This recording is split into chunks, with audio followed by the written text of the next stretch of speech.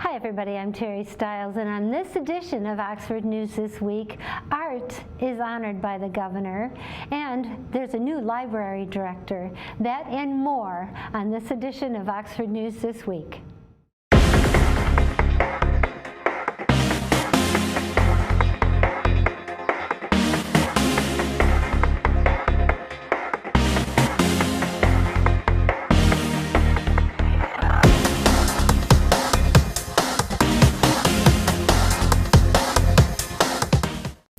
The artistic talents of Oxford High School senior Luke Farwell has been selected by Governor Gretchen Whitmer to go on the inside program cover of the 2022 State of the State Address as a tribute to the victims and their families and the entire community of Oxford.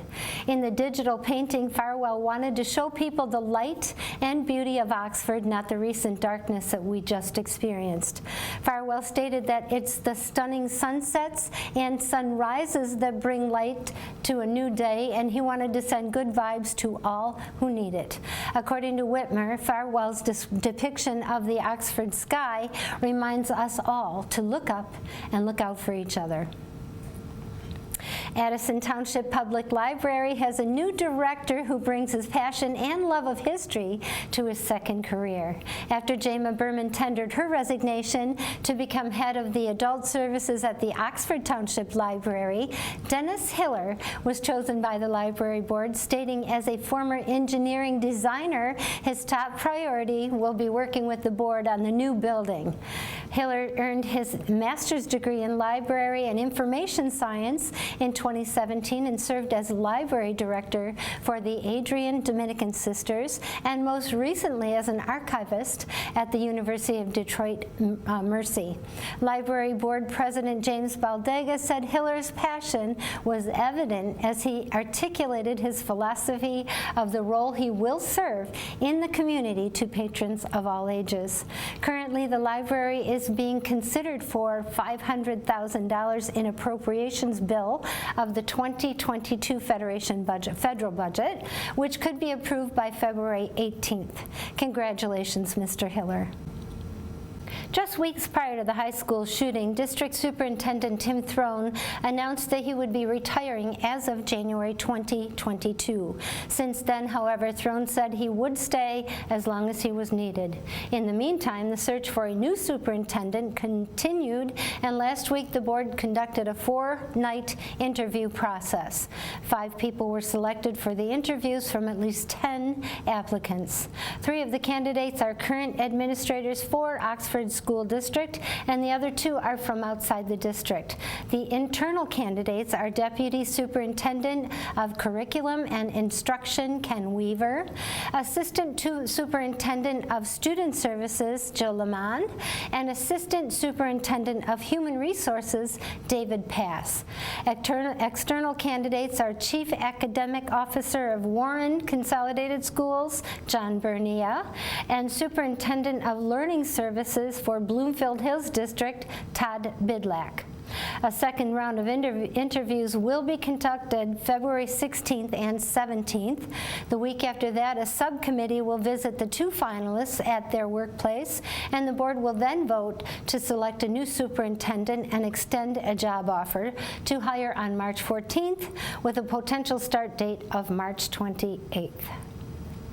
The Oxford Downtown Development Authority was accredited by America Main Street last month, which is the highest level of recognition by Main Street America, run by the National Trust for Historic Preservations.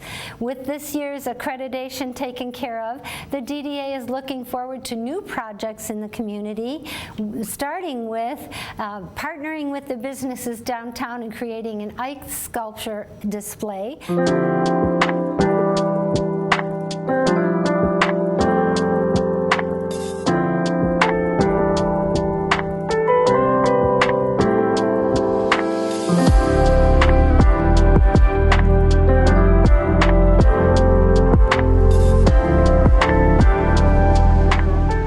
I'm Brenda from Hunter CPA, and we are happy to support the downtown any way we can.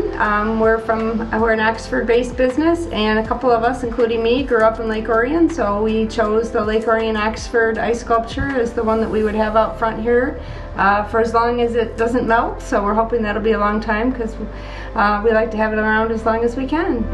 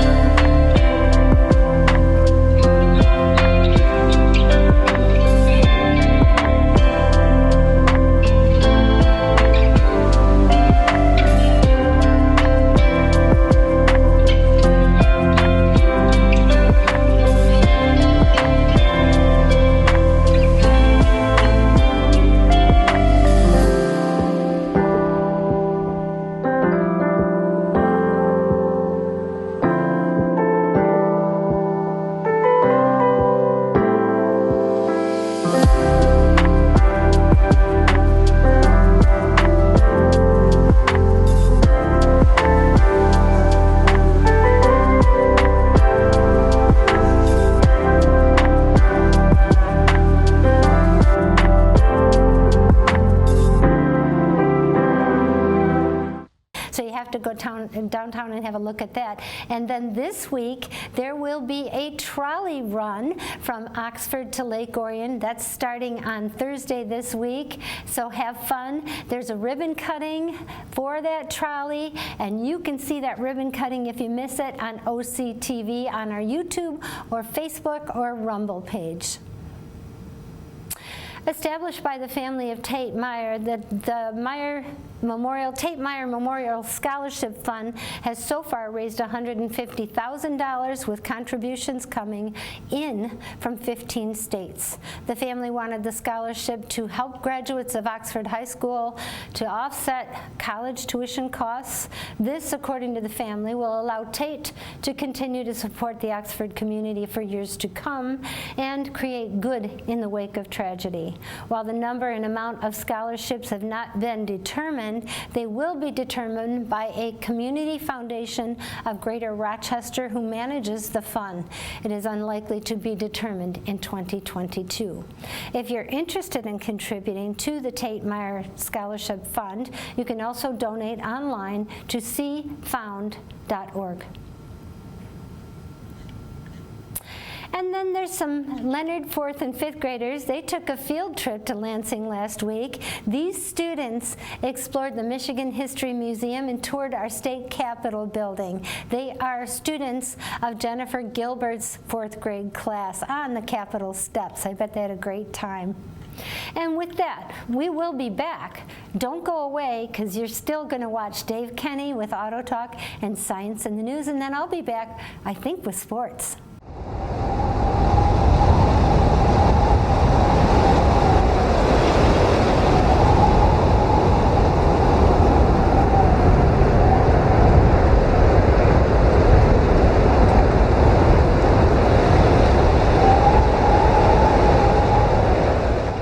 Welcome to Auto Talk. I'm Dave Kenny, and these stories are taken from Automotive News.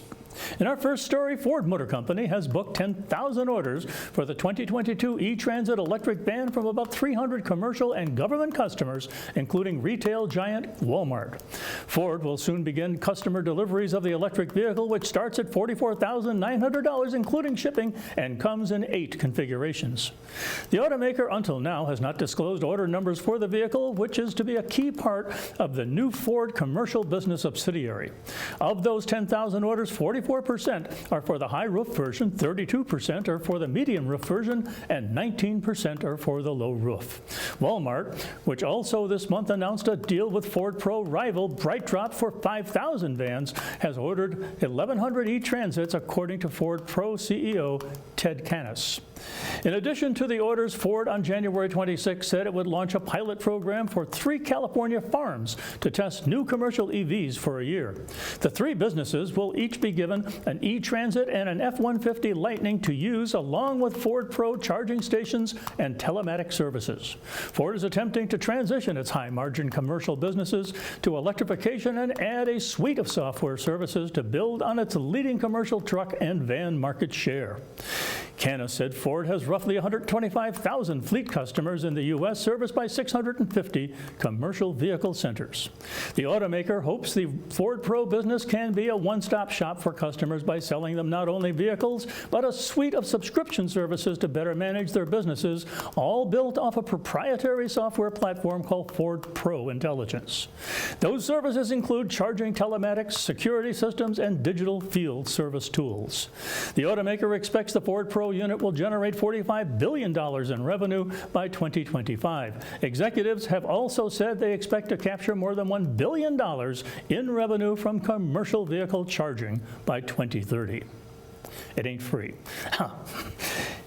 In our next story, Nissan North America is recalling nearly 689,000 Rogue compact crossovers in the U.S. for potential corrosion to the electrical connector under the dash that may increase the risk of a fire. The affected Rogue vehicles are from the 2014 to 2016 model years. If water and salt collect in the driver's side footwell, it may wick up to the dash side harness tape and enter the connector, according to a defect information report submitted to NHTSA. Corrosion in the electrical connector may cause issues such as driver's power window or power seat failure, and all-wheel driving warning light notification, battery discharge, and thermal damage to the connector. In rare cases, a fire could potentially occur, increasing the risk of injury, Nissan said in a report. Nissan said it is aware of 3 unconfirmed incidents in the U.S. that may be related to the issue. The automaker is not aware of any injuries in the U.S. The part supplier was not disclosed. A repair of the issue is still under study, but Nissan said it's expecting a remedy to be available in the spring. Dealers were notified January 25th of the recall, and vehicle owners will be notified starting March 2nd. Well, that's it for this edition of Auto Talk. I'm Dave Kenny, and we'll be right back.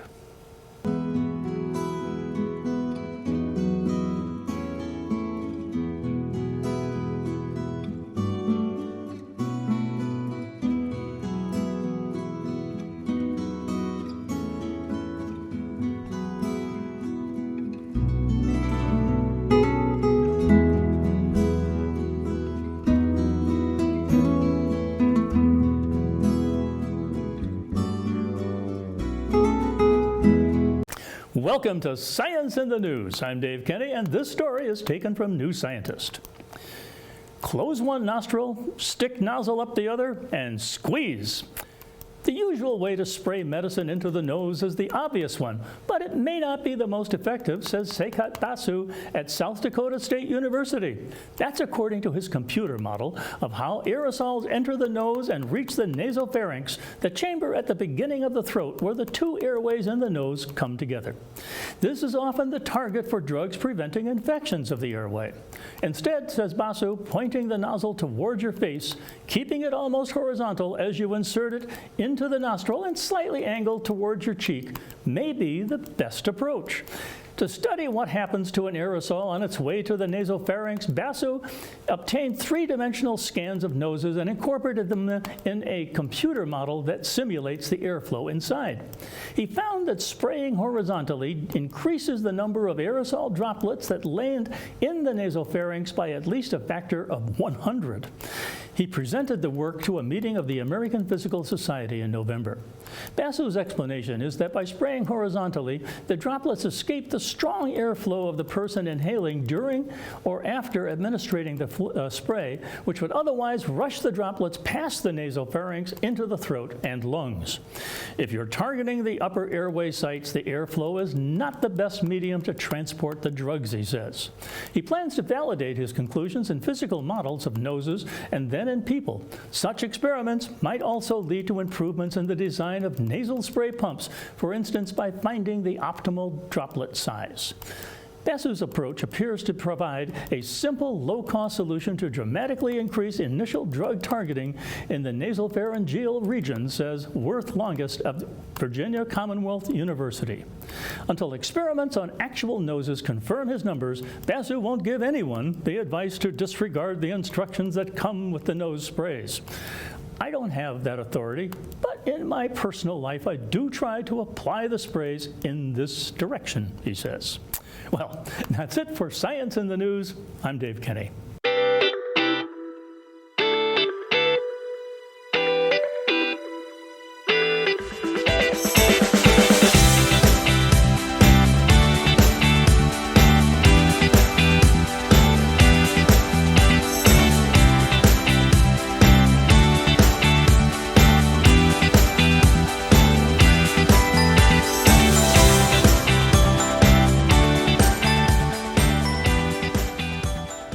Hi, it's me again, Terry Stiles, and I'm back with sports. And the reason I am is because Jim is announcing our sports games for the next couple months. And because he's a volunteer, we didn't want him to volunteer too much of his time at OCTV, although we love having him here.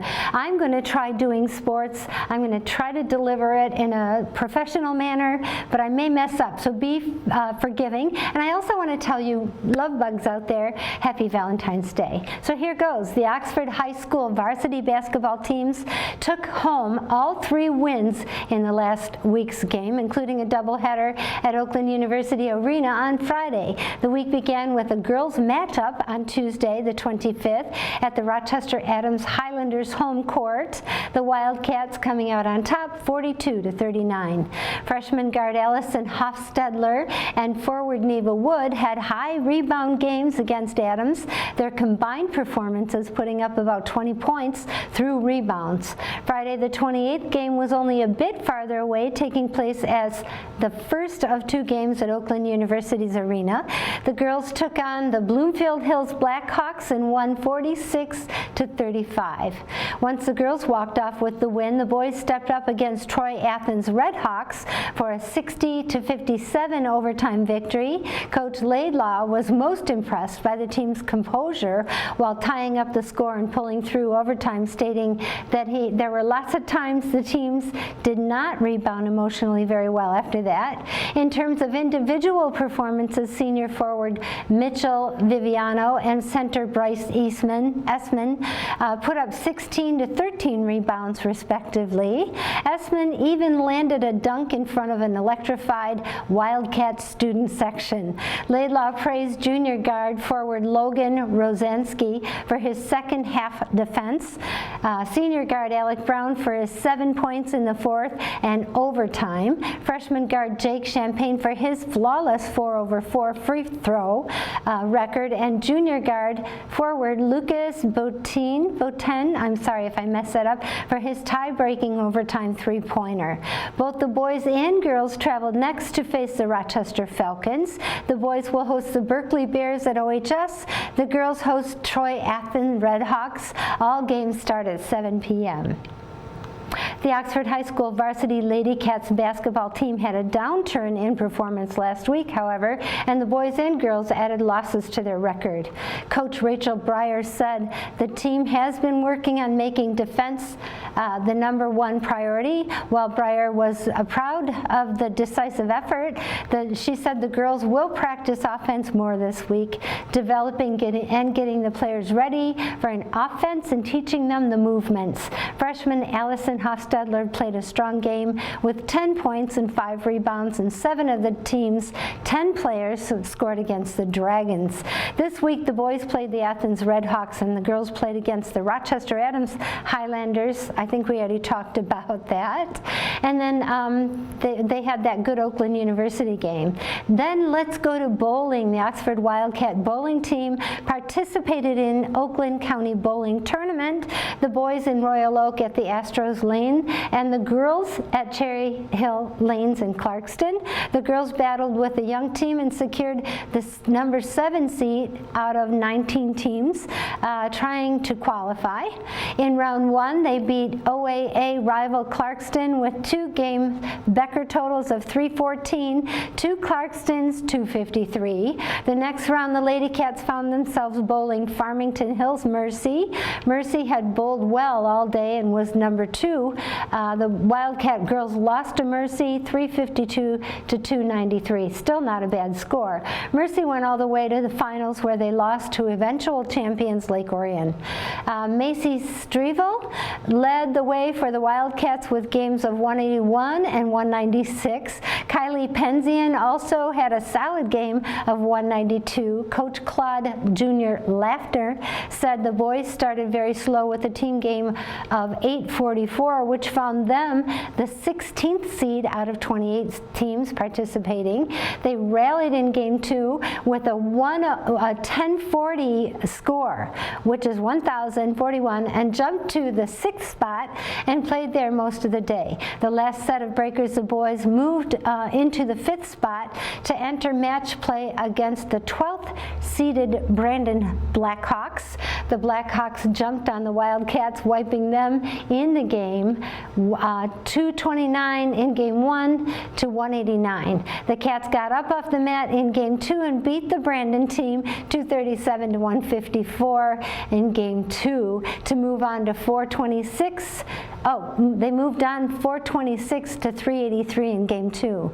In round 2, the Wildcats found themselves down 12 after game 1 to Holly. Once again, Oxford rallied in game 2 to win the match 368 to 344. The semifinal pitted the Oxford Wildcats against the OAA rivals and number 1 seeded North Farmington Raiders. The Cats jumped on the Raiders 433 to 352 to advance to the finals. On the other side of the bracket, Novi beat the Farmington Falcons with a second game of 242 to advance to the finals, winning 412 to 383. The Oxford Wildcats continued to bowl well in the finals with games of 184 and 181 to Novi's 151 and 157. The Wildcats of Oxford found themselves Oakland County champs of 2022. This is the 4th time in the last 5 events the Oxford team brought home the county crown, and I'm sure Claude was pretty proud. On January 13th, the Ravens of Royal Oak visited Collier Lanes. The Ravens are young and improving, but were no match for Oxford yet. The boys won 26 to 4. The boys took home game 1 of Baker 206 to 143. The team tied in game 2, which gave the Cats an 8 to 2 lead. In game 1 of match play, the team swept all 5 matches to steal the win. Leading the Wildcats was junior Xander Browns 233, followed by senior Blake Dennings 226 and junior Jason Paslines 226 and 208. In game 2, the Wildcats won 3 of 5 matches and the game 962 to 901.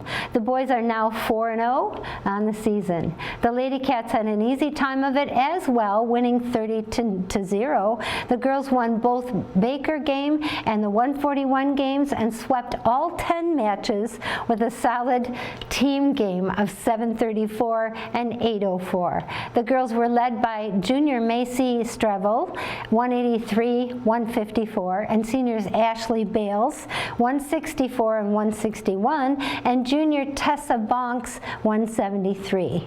And that's it for sports. I'm Terry Stiles, and that's it for Oxford News this week. Thank you for watching us, and I want to thank Joe Calhoun in the back for putting up with me through this whole newscast. We'll see you again next week.